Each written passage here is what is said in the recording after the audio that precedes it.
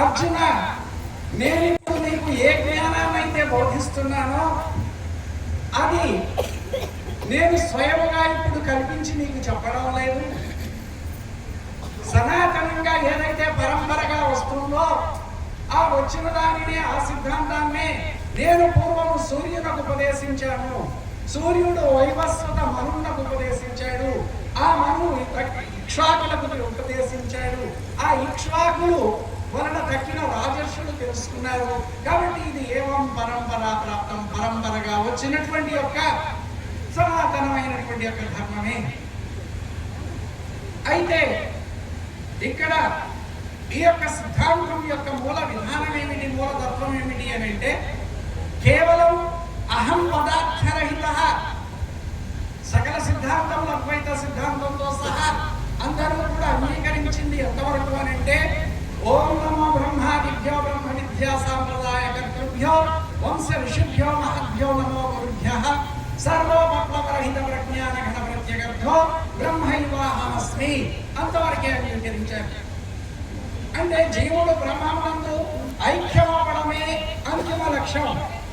ఏ బ్రహ్మం నుండైతే ఈ సమస్త సృష్టి అలాగే ఈ సమస్తమైనటువంటి యొక్క జీవులు సృష్టింపబడ్డారో తిరిగి ఆ జీవుడు ఆ బ్రహ్మమునందు కలవడమే మోక్షము, ముక్తి.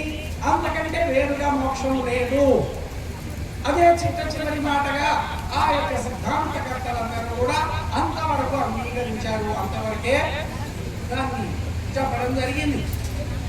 కానీ ఏ అహం బ్రహ్మస్మి అయితే ఉందో, ఏ బ్రహ్మ అయితే సృష్టికి కారణమై ఉన్నాడో అట్టి అఖండ చేతన బ్రహ్మమే ఈ సృష్టికి మూలాధారమై, మూల కారణమై ఈ సృష్టి స్థితి లయాలను జరుపుతూ తిరిగి మరలా ఈ సృష్టి స్థితి లయాలని తనలోకే చేర్చుకుంటున్నాడు అని యథోర్ణనాభిస్తంతునోచ్చరేతలాగ్ని క్షుద్ర విస్ఫులింగా విశ్చరం దేవ దేవాస్మాదాత్మాన సర్వే లోక సర్వే దేవ సర్వే భూత సర్వాణి భూతాన్ని పుమాంశ్చరది బృహదారణ్యోపనిషత్తు చెప్పినట్లుగా ఈ సమస్తము కూడా సాలి పురుగు తన గర్భము నుండి తంతువులను వెలుపలికి తీస్తూ మరలా తంతువులను తన గర్భంలోకి ఎలా తీసుకుంటుందో ఆ అఖండ చేతన బ్రహ్మమే ఈ సమస్తమును తన నుండి ఆవిర్భవింపజేసి మళ్ళీ తిరోభావంలో తన లోపలికే చేర్చుకుంటున్నాడు. కాబట్టి ఆయనే ఈ సర్వ సృష్టి స్థితి లయాలకు కర్త ఉన్నాడు. కాబట్టి ఏ అఖండ చేతన బ్రహ్మమైతే అఖండ ఎరుకగా మనం చెప్పుకుంటున్నామో అదే మూలమై ఉంది, అదే మూలము లేని ఎరుకై ఉంది. కనుక ఆ అహం పదార్థరహిత అనేటువంటి ఒక మగుడాల్ని ఆ శ్లోకాన్ని చేర్చింది కేవలం అచల పరిపూర్ణ విచారణపరుడైనటువంటి యొక్క పూర్ణ ఋషులే. కనుక ముఖ్యమైనటువంటి అహం పదార్థరహిత. ఏ అహం అయితే జన్మకు కారణమైందో ఆ అహం పదార్థం నశించనంత వరకు జన్మరహితం కాదు. దాని అందరి భ్రాంతి నశించనంత వరకు జన్మరహితం కాదు. సముద్రంలోని నీరు ఆవిరై మేఘములుగా ఏర్పడి మళ్ళీ తిరిగి బిందువులై వర్షించి కాలవలై నదులై మళ్ళా తిరిగి సముద్ర గర్భంలో ఎలా చేరుకుంటున్నాయో ఈ సమస్తము కూడా అలాగే ఆ బ్రహ్మం నుండి సృష్టించబడి తిరిగి బ్రహ్మంలో చేరుకుంటుంది. కాబట్టి అసలు మూలమైనటువంటి యొక్క కారణ వస్తువు ఏది అంటే ఆ బ్రహ్మమే. అదే దాని యొక్క మూలమును విచారిస్తే అదే భ్రాంతి అయింది, మూలము లేకనే ఉంది. అందుకే స్వామి కూడా అంగీకరించారు. ఏమని? ఆ మూలము లేనటువంటి యొక్క బ్రహ్మము స్వయంభువు అన్నాడు. ఆయన ఎలా పుట్టాడయ్యా? ఇవన్నీ ఆయన వల్ల పుడితే అసలు ఆయన ఎలా పుట్టాడు అంటే ఆయన స్వయంగానే భవించాడు. స్వయంభువు అంటే ఆయనకు కూడా పుట్టుక చెప్పడం జరిగింది. అటువంటి యొక్క బ్రహ్మము ఇక్కడ అచల ఋషులు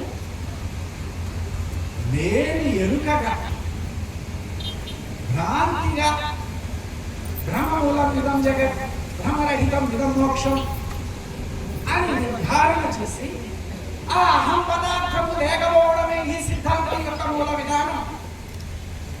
దానికోసమే ఈ ఎరుక పరిపూర్ణము, ఈ విచారణలన్నీ, ఈ సాంఖ్య అకారక అమనస్క విచారణలన్నీ, ఈ శాస్త్ర విచారణలన్నీ దేనికోసము అని అంటే తన రహితమందే స్టేట్. ధనరహితమే జన్మరహితం. కాబట్టి అలాంటి ఉత్కృష్టమైనటువంటి ఈ సిద్ధాంతాన్ని ఆ కాలం నుంచి ఆది నుంచి ఉన్నటువంటి ఈ సిద్ధాంతాన్ని అది కేవలం గురు శిష్య రూపంగా మరులై ఉండడం వలన, అది అతి రహస్యమై ఉండడం వలన ఇంతటి గొప్పదైనటువంటి సిద్ధాంతం సామాన్య జనులకు చేరకుండా ఉండిపోయింది అని భావించినటువంటి యొక్క దీక్షితుల వారు ఆ సిద్ధాంతాన్ని వెలికి తీసి మనందరికీ అందించడం జరిగింది. బృహద్వాసిష్టం అనేటువంటి గ్రంథ రూపంలో అక్కడ నెరవేర్చుకోవడం కోసం సమర్థుడైన సద్గురుని సన్నిధికి చేరుకోగలుగుతాడు.